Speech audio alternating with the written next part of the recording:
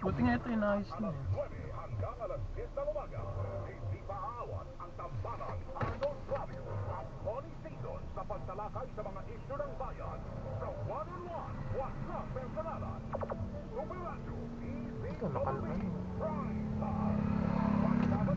Wala mo na nagtisignal, no? Unahin mo muna baka ang tawin. Kaya patawirin mo muna siya. Gitain mo muna siya. Ano nung gulong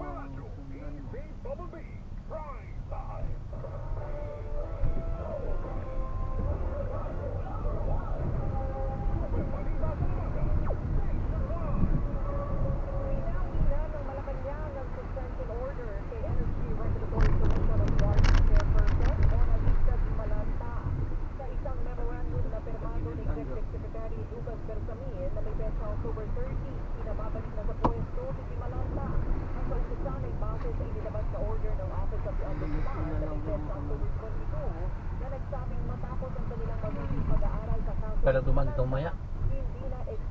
Malungos na lang tayo.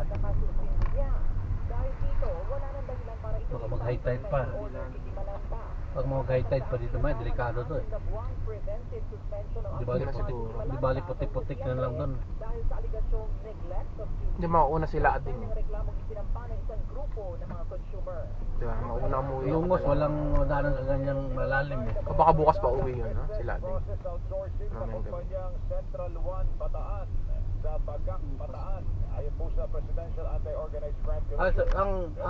Malalim din pala doon. May hardinan, ang kaso lang.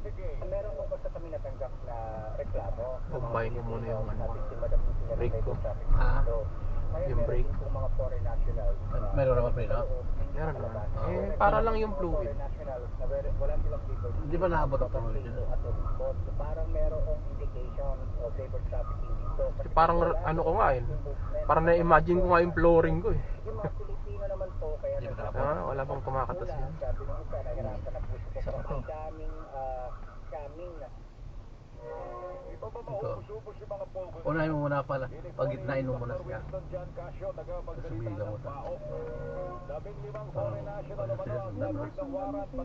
Sundan mo ta siya. Sa pitong gusali ng compound, hili-hilirang computer, mga cellphone, iba pa mga devices ang tumambad sa mga otoridad.